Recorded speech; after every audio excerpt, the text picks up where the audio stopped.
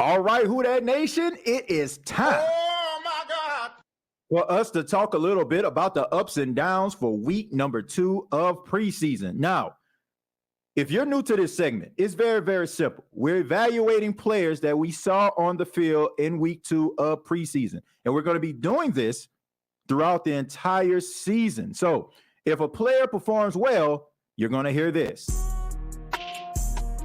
My booming. And if a player didn't perform so well, you'll hear this. I'm going down. So let's get into it. Who deserves an up and who deserves a down? Let's go ahead and start with Malcolm Roach, the defensive tackle going into his 4th season out of the University of Texas. All 4 years he has spent in a New Orleans Saints uniform.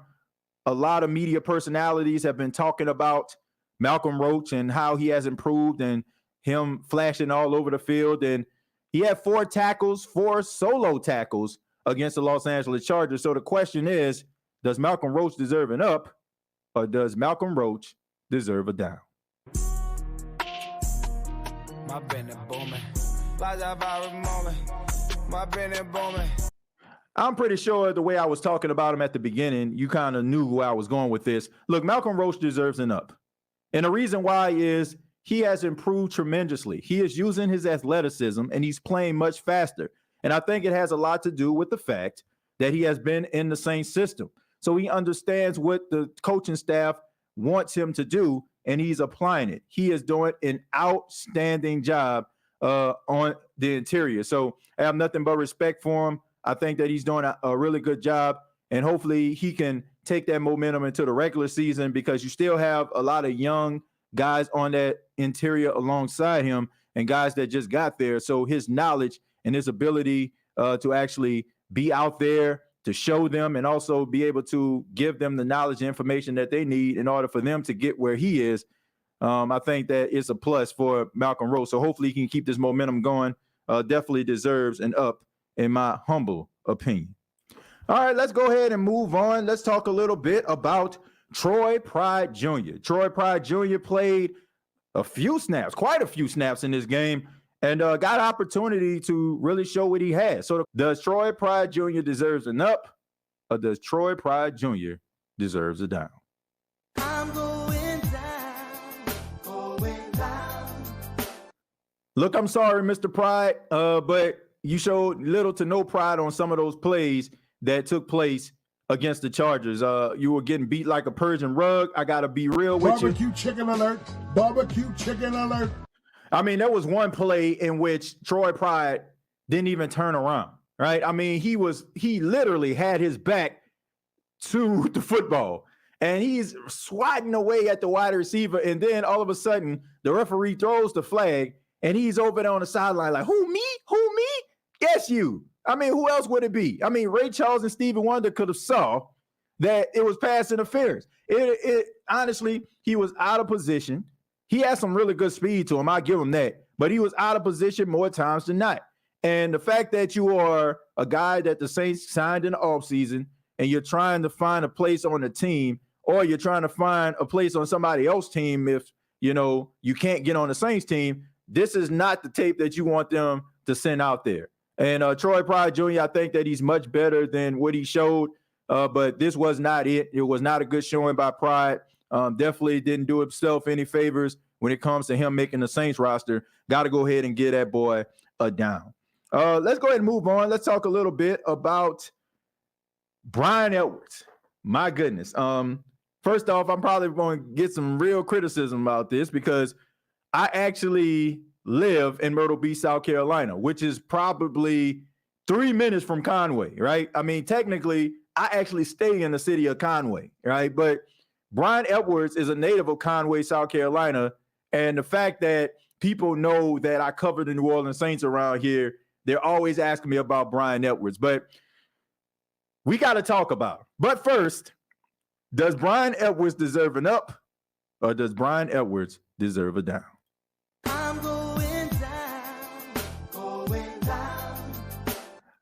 I'm sorry, City of Conway, and I'm sorry, Mr. Edwards, but I think it's about time for you to exit stage left. Like, seriously, look, that is not what you want to see from a wide receiver. The Saints had 2 opportunities to get into the end zone. They got into the end zone twice, both called back because Bryan Edwards was holding illegal picks.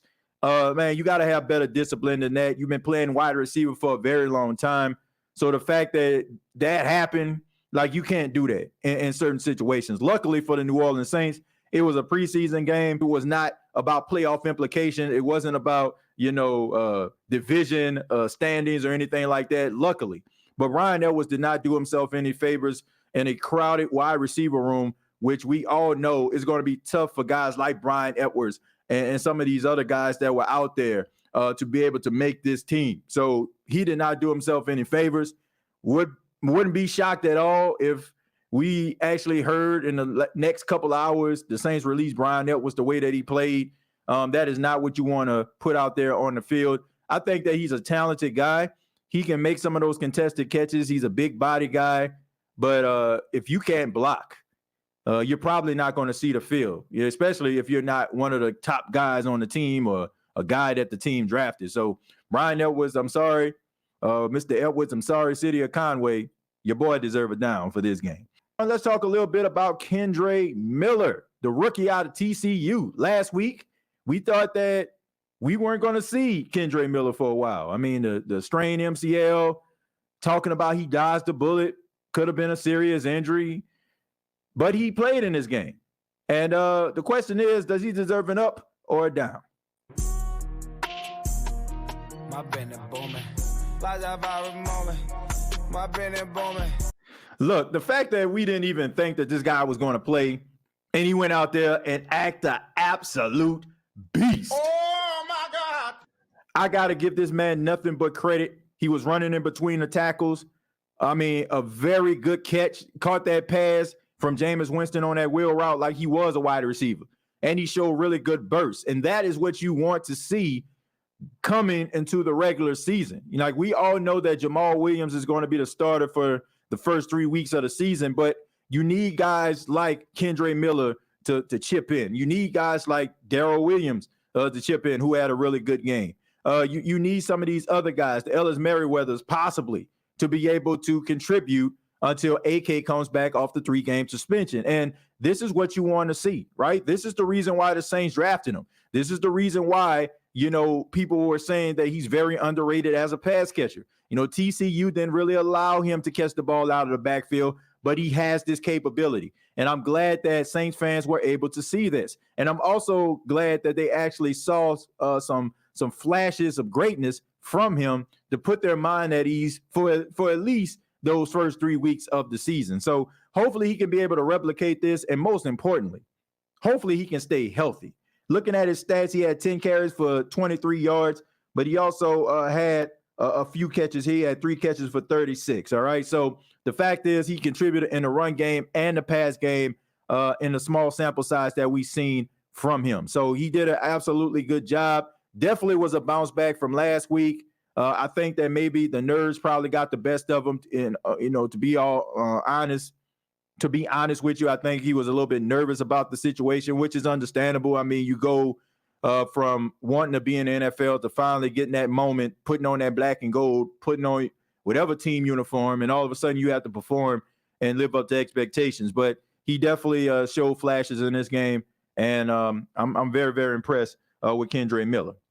We're going to go ahead and move on. Let's talk about a guy who is a little bit of an unsung hero. Wasn't really on the lips of a lot of Saints fans, but really, came out here, showed what he can do. And that was Niko Lalos. All right. Niko Lalos, 5 tackles, 4 solo, 3 sacks, 4 tackles for loss, and a pass defense. You don't have to be a rocket scientist. Does this guy deserve an up or a down? My Bennett booming. My Bennett booming. Once again, you don't have to be a rocket scientist to know where I was going with this. Lalos is a beast, man. I mean, this could be one of those guys that the Saints seem to find all the time, like those diamonds in the rough, those guys who, don't really, show up during draft day. You don't really know that much about them, but all of a sudden, like they just come on your screen and you're like, wow, man, we got something here. Look, the fact is that the guy had 3 sacks in this game. I mean, and a couple of those plays, they happened consecutively. I want to say he had like 3 plays in a row where he was just out there, man, all over the field. Some people would say, oh, man, it's towards the end of the game, and he's going up against guys that's going to be working at Planet Fitness or Sports Avenue or LA Fitness or whatever you're talking about. But here's the reality. They're NFL players right now, and he took advantage of those opportunities. He's definitely one of those guys that probably could end up on a practice squad where you end up activated, but the Saints going to have to figure something out because the entire country saw this dude out here all over the field. So if you end up putting him on the practice squad, you might end up losing him. As a matter of fact, once again, this dude plays so well, I had to give him his own sound bite. He better lay low. Outstanding performance by Lalos. Let's go ahead and talk a little bit about the quarterback position. Let's talk a little bit about Jake Haener. Jake Haener played most of the second half. He left the game for a few plays. They thought that he may have been concussed, but luckily he was able to come back into the game. There was nothing seriously wrong with him, so that's a good thing.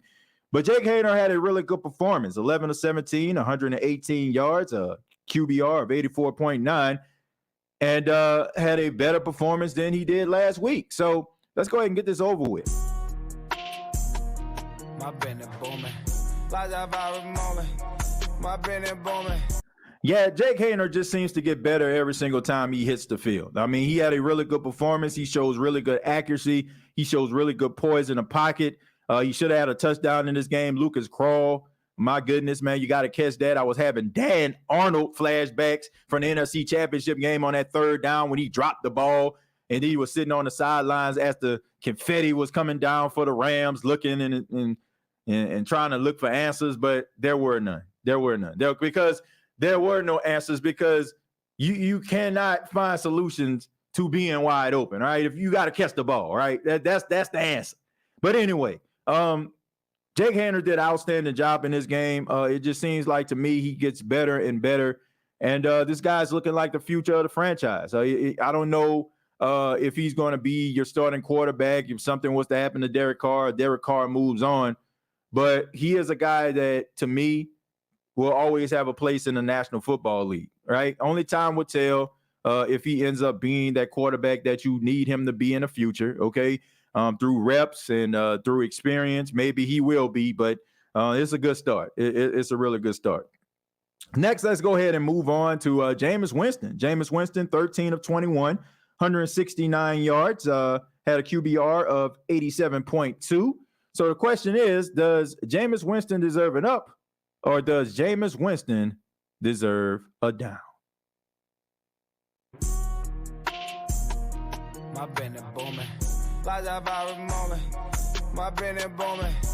Yes, Jameis Winston deserves an up, and here's why. Boy, am I about to get some backlash for this. Look, the fact is, Jameis Winston made some really good throws. I mean, you can't take away from the throw that he threw to Shaq Davis down the field for 40-plus yards, the wheel route for Kendre Miller. There was a couple opportunities. They had opportunity to get into the end zone, penalties. I mean, give me a freaking break here. There's only so much you can actually do. There was a little bit of a mixed bag, like I mentioned on the episode, but for the most part, I think he did a really good job. I think that he made some questionable decisions, of course, but for the most part, he gave his wide receivers opportunity to make plays. All right, Lucas Krull making an athletic play, Shaq Davis making an athletic play. Not a real big fan of throwing it into quadruple coverage because your wide receiver is 6'5", but I will give him the benefit of the doubt. Now, you have some Jameis Winston supporters that are upset with me. First off, I just want to say this very, very clear. I can care less what some of you think. To be quite honest with you, the only reason I'm addressing this right now is because I'm actually talking about Jameis Winston, not because of anything somebody else said. But some of you really need to understand that the guy isn't perfect. There are going to be some issues that are going to arise, and it's going to result in criticism. I'm not from the school where some people just, I'm not going to say anything about a guy because I like a guy. And, I got people, on social media talking about, I was singing his praises last week.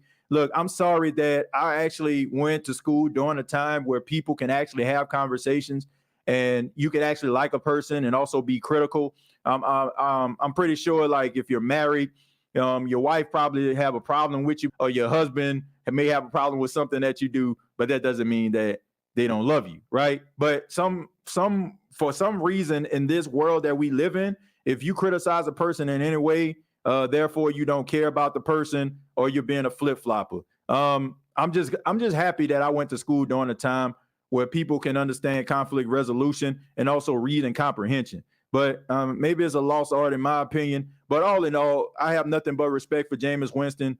Definitely want to make sure that we get rid of some of those throws that can, cause you to not be able to get starting jobs. I mean, it's just what it is. You cannot be a mixed bag and go out there and do some of the things that he's doing. You can't be like that, right? I mean, you can't be, oh man, that was awesome. Then all of a sudden, what the heck was that? Come on, man, too much of a mixed bag here. But I definitely feel like he gets an up for his performance, putting the ball in the hands of some of those playmakers, allowing them to make plays. And let's go ahead and go to Lucas Krull. Speaking of Lucas Krull, let's talk about him. Let's talk about the tight end. Made a really athletic catch. Did some really good things in the running game. But your question is, does he deserve an up or a down? I'm going down. Yes, Lucas Krull deserves a down. Yes, he made a highlight reel type catch. And yes, he showed us that there was some flashes there, but inconsistent. You cannot go out there and catch passes over two guys 1 minute and then miss a wide open pass in the back of the end zone, or a wide open pass towards the right sidelines that would have got you a first down. You cannot do that, right? Lucas Krull has the talent. And my biggest fear is the light might end up coming on for Lucas Krull on another team. That's my biggest fear, because I can understand why a team will want to pick him up. He has great athleticism for a tight end. He's getting better as a blocker, and he can catch some of those contested catches. But the key word is consistency. You got to consistently do it, right? And that might be the deciding factor as to if this guy actually sees the field or not. But there were some things that you can actually build on, but you cannot drop passes like that in crucial situations, man. You just can't do it. You can't do it, man. You got to be able to take advantage of the opportunities when they present themselves. And also, let's talk a little bit about Trevor Penning. Trevor Penning, all right, the left tackle for the New Orleans Saints, was drafted last year, was dealing with injuries, in and out of the lineup, and he played in this game. The question is, does he deserve an up or does he deserve a down? I'm going down. I'm sorry, ladies and gentlemen, but the Saints' first-round pick from last year is looking very, very suspect. Barbecue chicken alert. Barbecue chicken alert. Yeah, man, he's looking real suspect to me right now. Like, I'm not real big on top guys. You have to kind of adjust your reality to make them work, right? I feel like when you're a first-round pick, it's rather you got it or you don't. I don't want to have to squint one eye and, turn my head to the left or turn my head to the right to try to figure out if this guy is good or not. Now, there are some good qualities about Trevor Penning. He's big. He's physical. He has a mean streak. All the things that you love in an offensive lineman. But also, he has those qualities, man, that gets him beat consistently by athletic defensive ends. And we all know that in the NFL, there are a plethora of athletic defensive ends that could do some amazing, extraordinary things for men their size. And you're not going to be going up against guys that only got a bull rush every single week. You're going to be going up against guys that can do a multifaceted of things to get to the quarterback. That was one play. I mean, Penning got beat horribly. He got beat like he's a fourth string offensive lineman, and that's not what you want to see from your starting offensive lineman. I know some people feel like I'm tripping when I said this, but I'm being dead serious. I am honest. The fact of the matter is, the Saints may have to look at Trevor Penning moving to the inside. Like, I don't know if it's something that you want to address right now, But the way things are going, it seems like he might have to get kicked to the inside, where they will have to go out and maybe find a guy that is a left tackle that's athletic, maybe through the draft, maybe through the offseason or something. But they're going to have to find somebody, because I'm very concerned about him going up against guys with certain athletic ability. He has to be able to get it together, man. You cannot be getting beat like a Persian rug out there, man. Barbecue chicken alert. Barbecue chicken alert. Yeah, man, can't do that, man. And finally, let's talk about somebody who some people gave up on, but seems like he's starting to turn a corner. I'm talking Payton Turner. Does Payton Turner deserve an up, or does Payton Turner deserve a down? My Bennett booming. My Bennett booming. Yeah, Payton Turner, 1 tackle, 1 solo, 1 sack, forced fumble, right? Outstanding job by the guy. Look, let's go ahead and sing Payton Turner praises, because, man, we've been really hard on this guy, right? Oh, he's been hurt. Oh, he's looking like a bust. Davenport 2.0.